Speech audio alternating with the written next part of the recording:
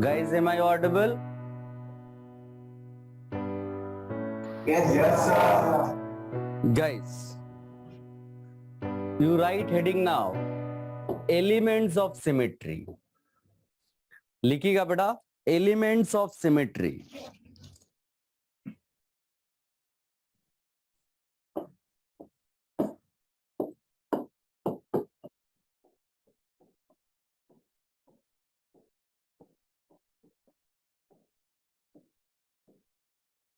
Elements of symmetry. Guys, this is another way of finding whether molecule is optically active or inactive. देखो, plane of symmetry हमने थोड़ा बहुत पढ़ा हुआ है. एलिमेंट्स ऑफ सिमेट्री में जो हमें मेनली पढ़ना है बेटा, वो एक तो जो ऑलरेडी आपने पढ़ा है plane of symmetry, plane of symmetry, इसके अलावा सेंटर ऑफ सिमेट्री या फिर इसको पॉइंट ऑफ सिमेट्री भी कहते हैं, और एक होता है alternating axis of symmetry.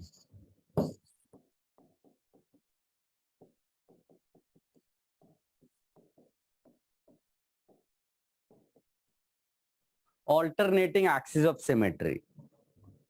These are the three main elements of symmetries that we have to study. एक छोटा सा नोट लिखिएगा बेटा. Should I give you note? Yes. लिखिएगा. This is another way of finding. This is another way of finding whether a molecule is optically active or not. Whether a molecule is optically active or not.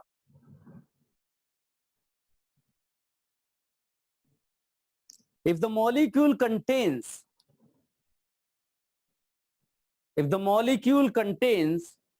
at least one of these elements of symmetry, at least one of these elements of symmetry, the molecule is considered as achiral, optically inactive. Molecule is considered as achiral, optically inactive. Continuation में लिखना है बेटा. If none of these elements of symmetry is present, if none of these elements of symmetry is present, the molecule is considered as optically active. Optically active, chiral molecule. शुरुआत करते हैं बेटा plane of symmetry से. सो अभी अगला heading डालेंगे हम लोग, प्लेन ऑफ सिमेट्री.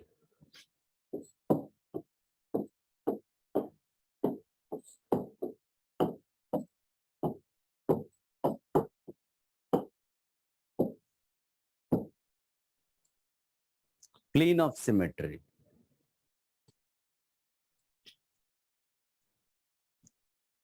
इसमें लिखिएगा, पहले तो छोटा सा नोट डाल दो बेटा. Plane of symmetry, right.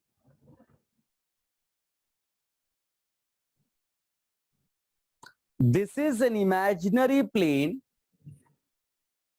This is an imaginary plane which divides the molecule. This is an imaginary plane which divides the molecule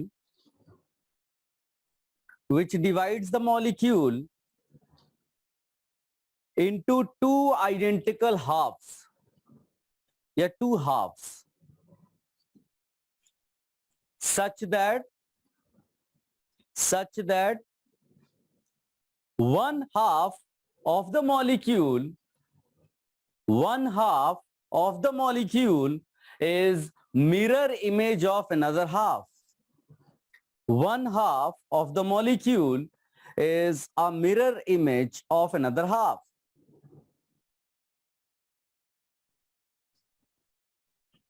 Mirror image of another half.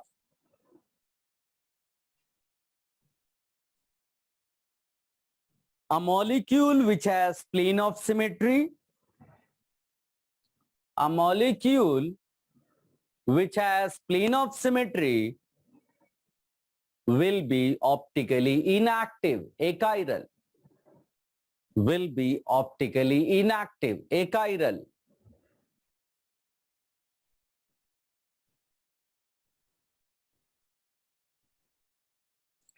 And a molecule which does not have plane of symmetry, देखो याद रखो ज्यादातर questions आप plane of symmetry से ही कर लोगे, इतना tension लेने की जरूरत नहीं, हमने इतने सारे केसेस अभी तक उसमें ही डील किए हुए हैं, ठीक है, बट स्टिल हमें पढ़ना तो सारे elements of symmetry. If a molecule does not contain plane of symmetry, molecule may और may not be chiral, optically active. Molecule may or may not be chiral, optically active.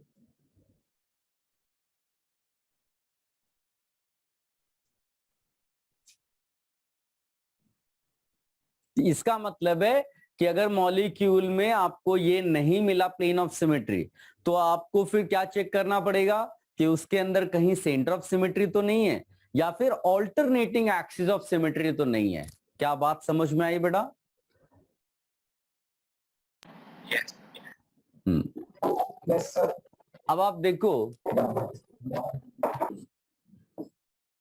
Already हमने वैसे cases किए हुए हैं सारे बेटा,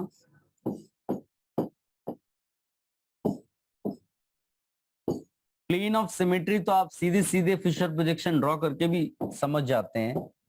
इसमें आप देखेंगे तो half part is mirror image of another half, तो यहां पर प्लेन ऑफ सिमेट्री आपको दिख रही है, इसको हम बोलेंगे प्लेन ऑफ सिमेट्री।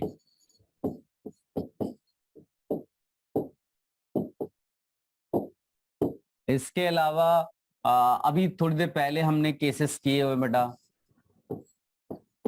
जैसे ऐसा बना सकते हैं हम लोग, यहां पर मैंने H लिख दिया, यहाँ OH लिख दिया, H लिख दिया, OH लिख दिया, अभी थोड़ी देर पहले किया था ना सिस फॉर्म में बेटा।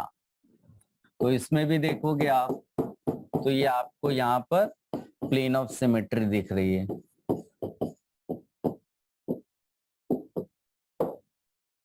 कॉपी कर लो बेटा।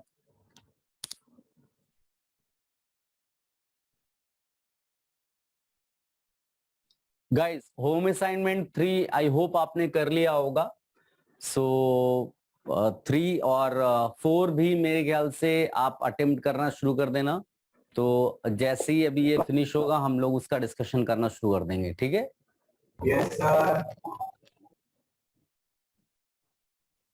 और आप लोग चाहें तो पूरी बुकलेट भी अटेम्प्ट कर सकते हैं बेटा।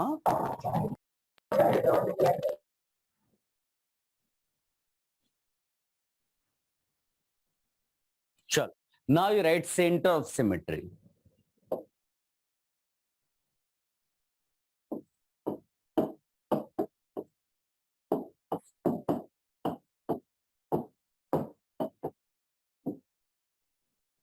लिखिएगा बेटा,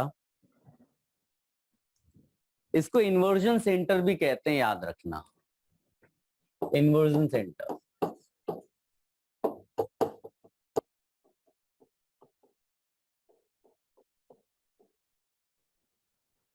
It is a point within the molecule. It is a point within the molecule from which it is a point within the molecule from which it is a point within the molecule from which any straight line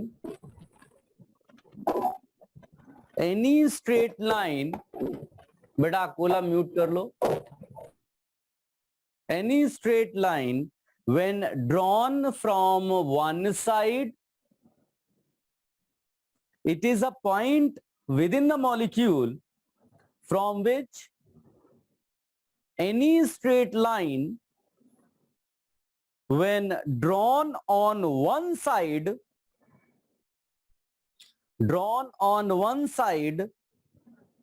and extended an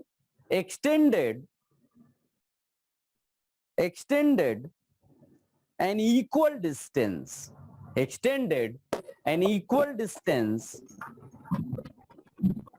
on the other side. Extended, Akola tension मत लो, मैं repeat कर दूंगा तो mic केवल बंद रखो, आवाज तुम्हारी बहुत ही गड़बड़ हो रही है. Let me complete things. And extended an equal distance on the other side. And extended an equal distance on the other side will meet identical atoms or groups, on both sides. Will meet identical atoms or groups on both sides. Now I am repeating this, beta. It is a point within the molecule. It is a point within the molecule from which any straight line, when drawn on one side, and extended an equal distance,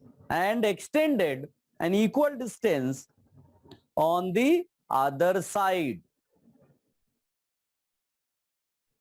will meet identical atoms or groups on both sides. Will meet identical atoms or groups on both sides.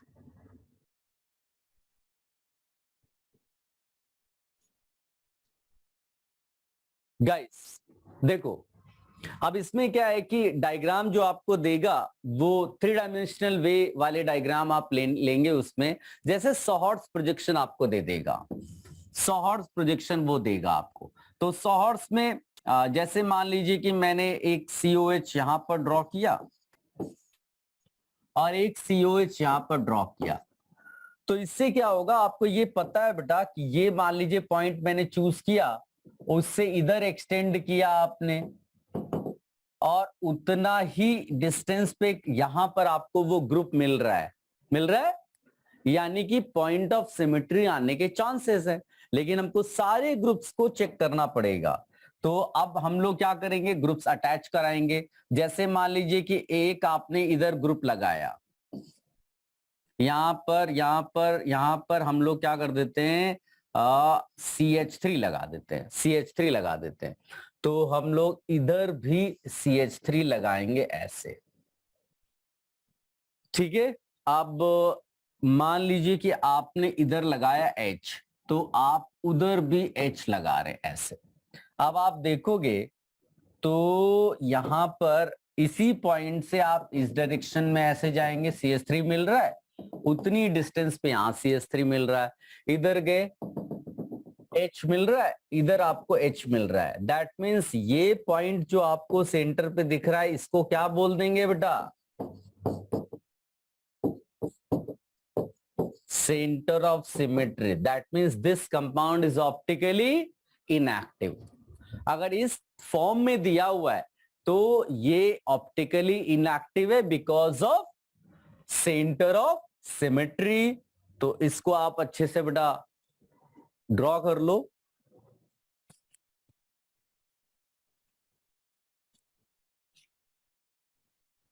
If you have any confusion, please ask.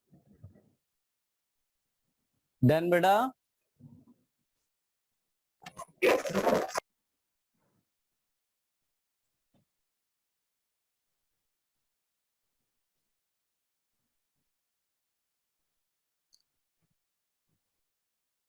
एक और example देखो बेटा, centre of symmetry को लेके.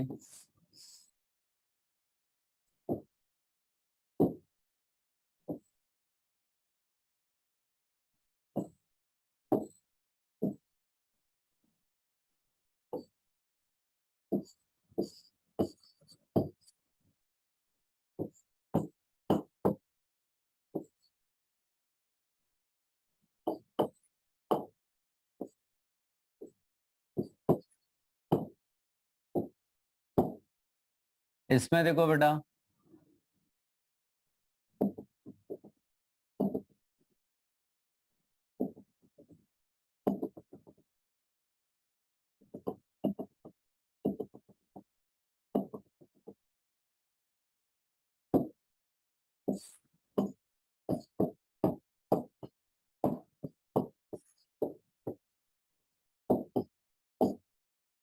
एक और important चीज याद रखना है बेटा, ये साइक्लिक कंपाउंड दिख रहा है आपको इसमें। अब इसमें अगर बाई चांस आपको ऐसा दे दिया जाए, आप इसमें कुछ भी कर लो, सेंटर ऑफ सिमेट्री कभी नहीं मिल सकती। बता सकते हो क्यों? मतलब कैसे भी ग्रुप्स लगा लो, आपको सेंटर ऑफ सिमेट्री नहीं मिल सकती इस केस में, क्योंकि इसमें जो नंबर ऑफ कार्बन एटम्स है रिंग में वो कितने? ऑड।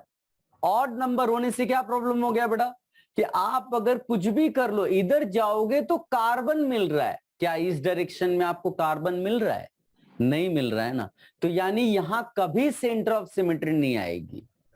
तो rings having odd number of members, उसमें जो सेंटर है, सेंटर ऑफ सिमेट्री सॉरी, उसमें नहीं आएगा। I give you note, don't worry guys, लिखिएगा note, I am giving you note.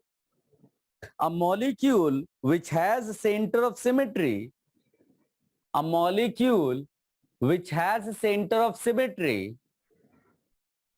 will be optically inactive, a chiral will be optically inactive, a chiral will be optically inactive, a chiral. And a molecule which does not have center of symmetry, a molecule which does not have center of symmetry may or may not be optically active, may or may not be optically active। यानी आपको क्या दूसरी चीज पता करनी पड़ेगी कि कहीं उसमें प्लेन ऑफ सिमेट्री तो नहीं है, राइट, या फिर alternating axis of symmetry. Next note लिखिएगा बेटा,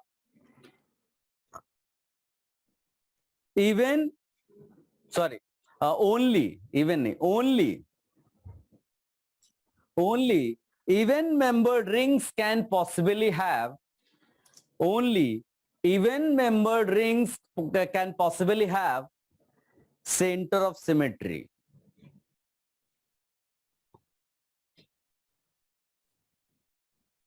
ठीक है, rings having odd members will not have center of symmetry। ये आप अपने मर्जी से ऐड कर लो नोट में। क्या होने चाहिए बेटा? इवन मेंबर्स होने चाहिए, सामने उसी का एग्जाम्पल लिखा हुआ था। ऑड मेंबर्स का अगर रिंग हुआ देन उसमें सेंटर ऑफ सिमेट्री पॉसिबल ही नहीं है।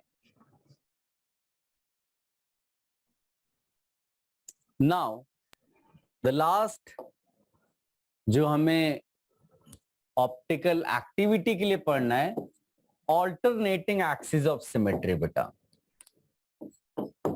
एन ऑल्टरनेटिंग, सर तो जो इवन नंबर्ड है वो ऑप्टिकली इनएक्टिव, पॉसिबली लिखा है बेटा, ऐसा नहीं, सेंटर ऑफ सिमेट्री हो सकती है, इवन ऑड नंबर वाले में तो कभी नहीं होगी। An alternating axis of symmetry,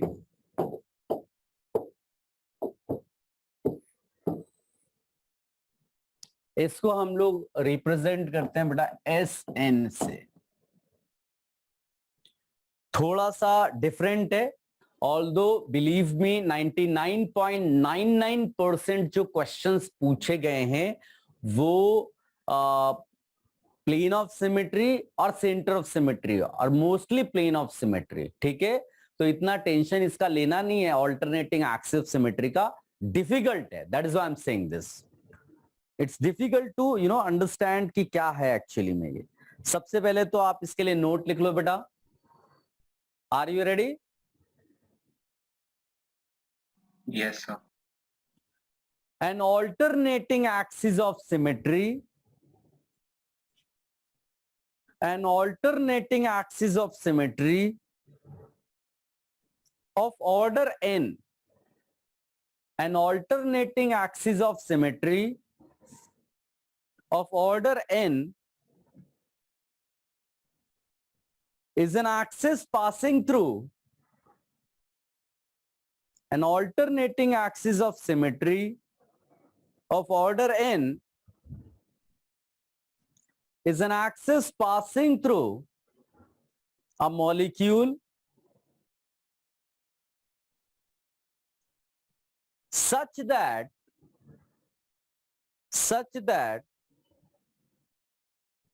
when the molecule is rotated, such that when the molecule is rotated by an angle of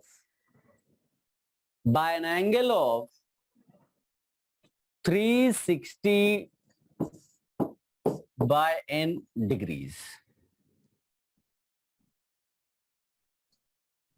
About this axis,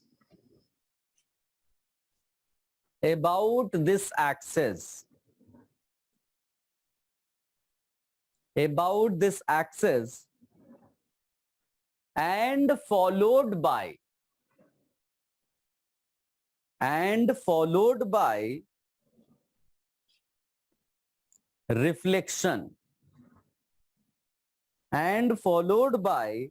reflection,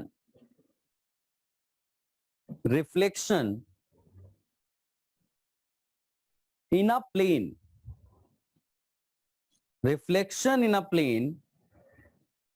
ये रिफ्लेक्शन अबाउट अ प्लेन ऐसा करके लिखो, reflection about a plane perpendicular to this plane, perpendicular to this axis, perpendicular to the axis about which you have rotated the molecule, perpendicular to the axis, results in a molecule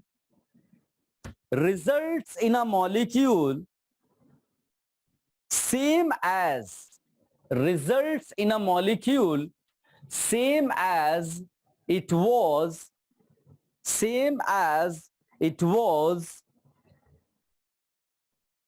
was at the starting point, at the starting position.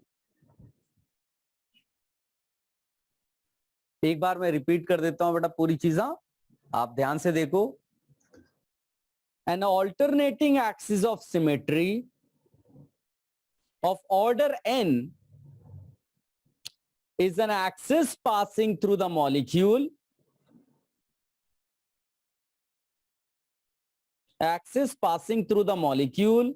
such that when the molecule is rotated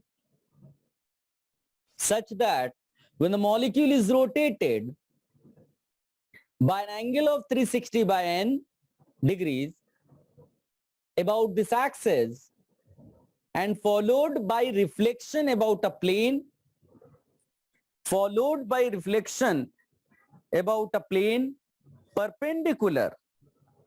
perpendicular to the axis, results in a molecule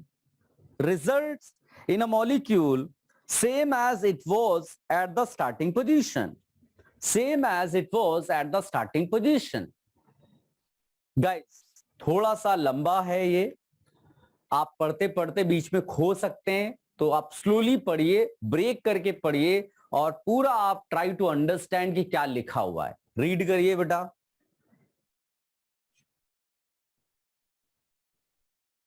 late me take an example. Guys देखो,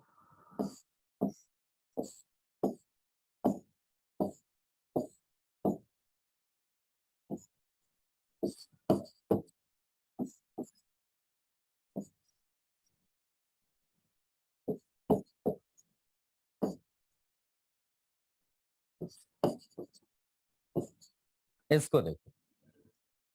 ये एक molecule starting point पे, अब definition को slowly हम use करने वाले हैं बेटा। सबसे पहली चीज है वो कह रहा है कि कोई एक्सेस आप ढूंढो जिसके about you have to rotate molecule. तो अगर आप ध्यान से देखोगे तो इसका जो साइकिल रिंग है वो स्क्वायर टाइप का है, तो आप 90 डिग्री घुमाने के बारे में सोचोगे, 180 डिग्री घुमाने के बारे में सोचोगे, एंगल्स का आइडिया लगता है इससे, ठीक है। तो इसमें हमने 90 डिग्री अगर घुमा दिया, कितना रोटेट करा बेटा, 90 डिग्री, तो कैसा दिखेगा, ध्यान से देखो बेटा। अब वो पता करने के लिए मैं क्या करूंगा, इसको P मान लो, इसको Q मान लो, इसको R मान लो, इसको S मान लो।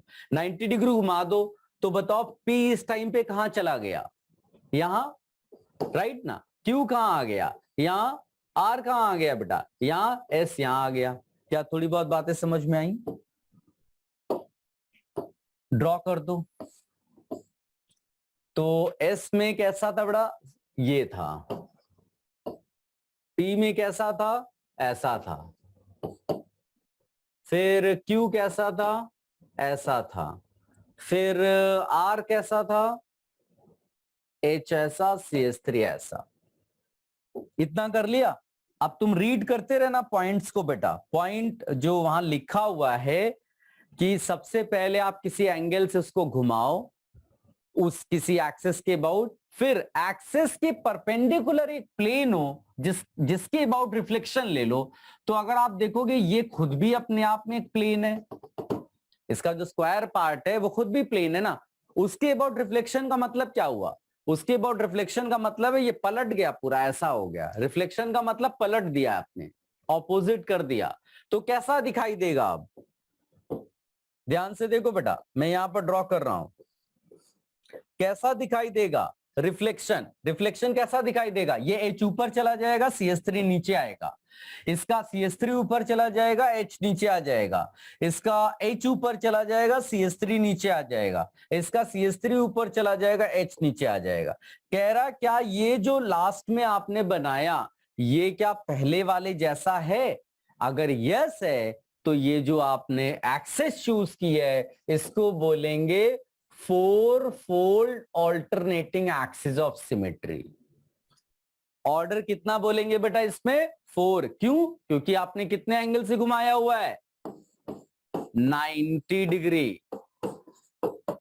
तो ये हमारी S4 alternating axis of symmetry आ गई।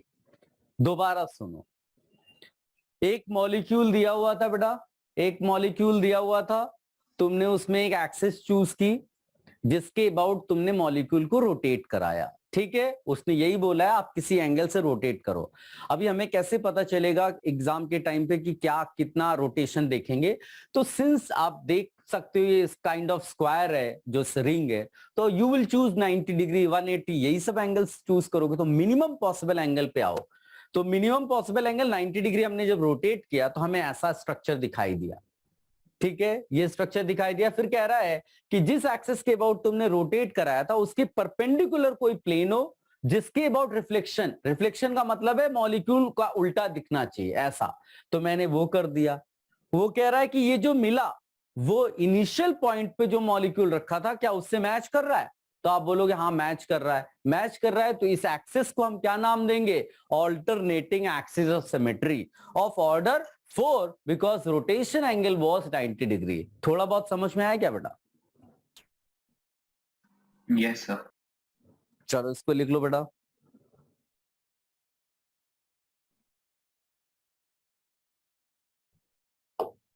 गाइस एक और हम लोग एलिमेंट ऑफ सिमेट्री पढ़ेंगे। अभी तक जितनी एलिमेंट्स ऑफ सिमेट्री पढ़ी वो इंपॉर्टेंट थी बिकॉज ऑफ ऑप्टिकल एक्टिविटी। उनके बेसिस पे आप पता कर लेते हैं कि कंपाउंड ऑप्टिकली एक्टिव है कि इनएक्टिव है। बट अब जो हम पढ़ेंगे एक एक्सिस ऑफ सिमेट्री जिसको बोलते हैं simple axis of symmetry, that has nothing to do with optical activity. Simple axis of symmetry, this has nothing to do with optical activity. But इसका क्या काम है अभी आपको थोड़ी देर बाद समझ में आएगा। पहले आप इसके लिए नोट लिख लो बेटा, right.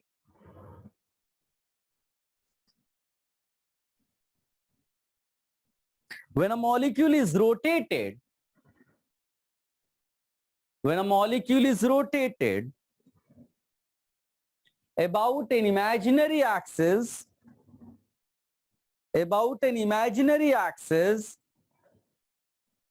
when a molecule is rotated about an imaginary axis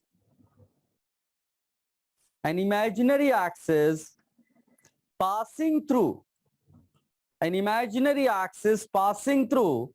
the center of molecule, passing through the center of the molecule, by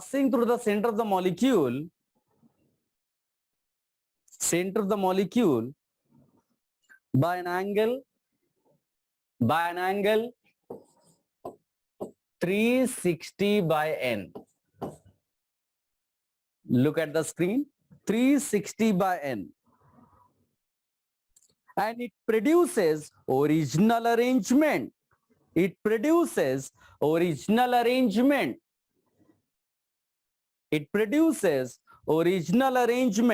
Then we say molecule has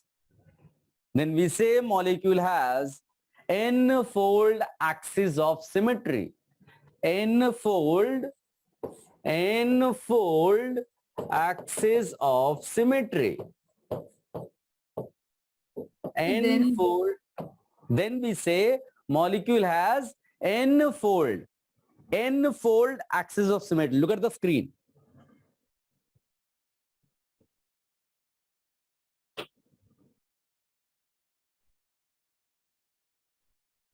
लिख लिया बेटा? अब इसका एग्जाम्पल देखो. Look here.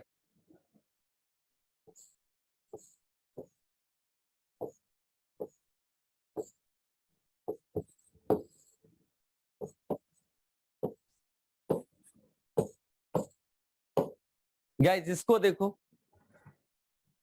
इसको अगर तुम 180 डिग्री पलट दो, ये दिख रहा है ऐसा, इसको ऐसे कर दो, इसको ऐसा कर दो, तो तुम देखोगे बी आर यहां आ जाएगा, एच वहां चला जाएगा, वो वाला बी आर यहां आ जाएगा, एच यहां आ जाएगा, और यहां कोई डिफरेंस नहीं है, इसीलिए कोई प्रॉब्लम नहीं आएगी. तो इसको अगर तुम कितना रोटेट कर दो बेटा 180 डिग्री, तो तुम्हें वही स्ट्रक्चर वापस दिखाई देगा जो वहां पर बना हुआ है. क्या थोड़ी बहुत बातें समझ में आई बेटा? तो यानी कि ये इसके अबाउट जब घुमाओगे उस एक्सिस को हम क्या बोलेंगे? Two fold axis of symmetry. क्या बोलेंगे बेटा? कितना डिग्री घुमाया था आपने? 180. तो 360 बाय 180 कितना हुआ? 2. तो ये हो जाएगा two fold axis of symmetry. इसको हम जनरल मैनर में लिखते हैं CN. तो यहां क्या लिख देंगे बेटा? C2 axis of symmetry. लिख लो इसको भी.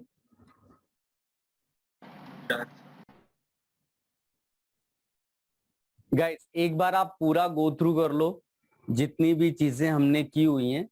तो हमें 3 एलिमेंट ऑफ सिमेट्री जो हमारी मेन है, जिनके बेसिस पे we find whether compound is optically active और inactive. One is plane of symmetry, one is centre of symmetry, one is alternating axis of symmetry.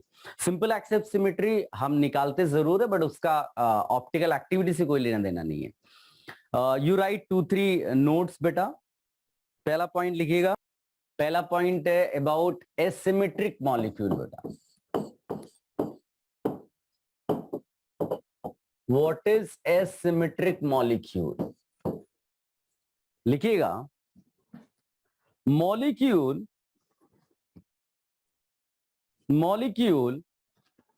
which does not have any element of symmetry.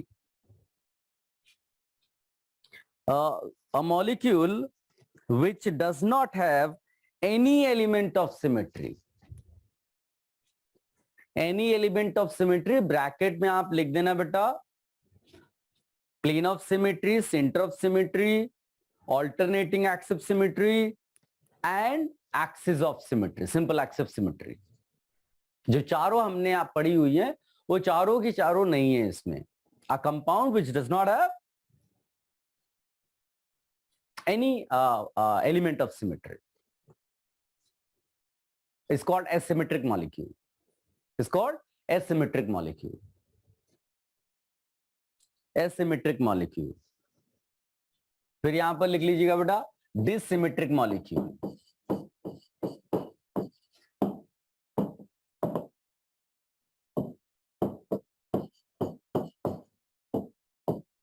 डिससिमेट्रिक molecule. डिससिमेट्रिक molecule. इसमें लिखिएगा molecule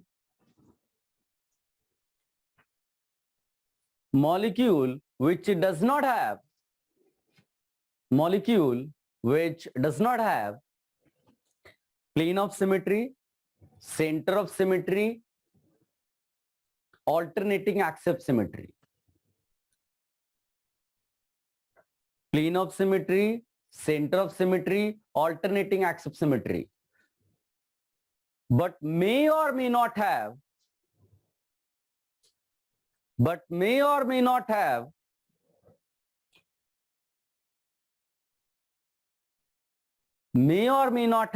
simple axis of symmetry. May or may not have simple axis of symmetry.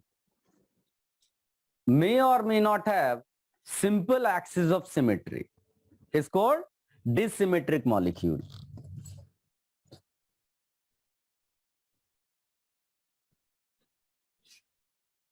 Dissymmetric molecule. याद रखना बेटा C1 axis symmetry जो होती है ना वो सब में होती है, तो उसकी हम बात ही नहीं करते हैं. C1 सिंपल एक्सिस सिमेट्री नहीं होती क्योंकि वो 360 घूमने के बाद तो आपको मिलेगा ही मिलेगा ओरिजिनल. अगर नहीं मिला तो मैजिक हो जाएगा. तो C1 की हम बात ही नहीं करेंगे. ठीक है. अब आप ये दो देखो, दो मैंने आपको ये लिखा है ना. अब आप मेरे को बताओ कि क्या स्टेटमेंट सही है. ऑल एसिमेट्रिक मॉलिक्यूल्स आर डिसिमेट्रिक या फिर all dissymmetric molecules are asymmetric. क्या सही लग रहा है?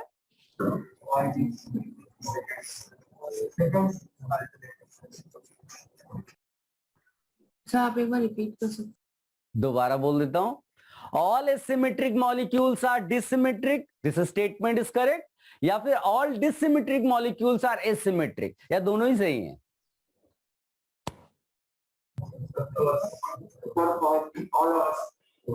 all asymmetric molecules are distinct. चलो लिखो बेटा, इसमें लिख लो. देखो डिसिमेट्रिक में क्या था कि सिंपल एक्सिस सिमेट्री हो भी सकती, नहीं भी हो सकती है. एसिमेट्रिक में क्या था, उसमें बोला गया था कुछ नहीं होना चाहिए. ठीक है. तो फिर हम लोग क्या लिखेंगे, all asymmetric molecules are dissymmetric but all dissymmetric molecules are not asymmetric. All asymmetric molecules are disymmetric but all dissymmetric molecules are not asymmetric. याद रखना, आप asymmetric बोले या dissymmetric बोले, दोनों ही ऑप्टिकल आइसोमेरिज्म शो करेंगे. यानी जिसको हम इनेंशियोमेरिज्म भी बोलते हैं बेटा. इनेंशियोमेरिज्म का मतलब होगा कि वो कायरलिटी की बात कर रहा है. तो एसिमेट्रिक मॉलिक्यूल बोलो या डिसिमेट्रिक मॉलिक्यूल बोलो, कायरल तो होगा ही होगा मॉलिक्यूल, ऑप्टिकली एक्टिव. लेकिन अगर आपसे कोई पूछ ले कि नेसेसरी एंड सफिशिएंट कंडीशन क्या होगी बेटा, necessary and sufficient condition for molecule to be optically active, it should be dissymmetric और एसिमेट्रिक. बोलिए.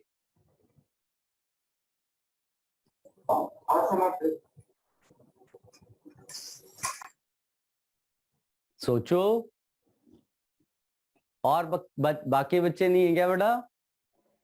डिसिमेट्रिक. देखो अकोला का एक बच्चा बोला एसिमेट्रिक, दिव्य बोला डिसिमेट्रिक अंधेरी से, तो ये अलग अलग आ रहा है। कोई और बोले बेटा? Sir dissymmetric. Dissymmetric, very good. देखो बहुत सिंपल है यार, सामने लिखा हुआ है। कंडीशन ऑप्टिकल एक्टिविटी के लिए क्या उसमें कोई भी रोल सिंपल एक्सिस सिमेट्री का है ऑप्टिकल एक्टिविटी में? No, it is only plane of symmetry, centre of symmetry और ऑल्टरनेटिंग एक्सिस सिमेट्री, यही तो है मेन जो आपको देखते हैं। ठीक है, तो अगर मान लीजिए कि उसके अंदर सिंपल एक्सिस सिमेट्री आ भी गई, लेकिन बाकी 3 जो एलिमेंट ऑफ सिमेट्री वो नहीं है, तो वो ऑप्टिकली एक्टिव होगा।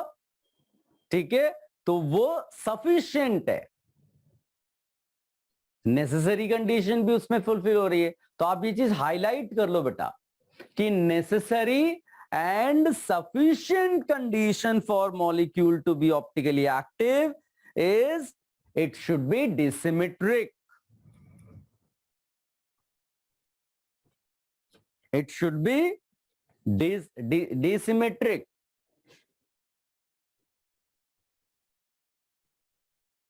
कोई कंफ्यूजन हो तो बोलिएगा।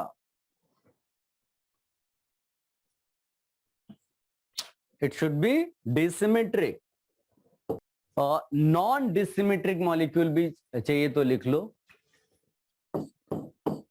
Non dissymmetric molecule.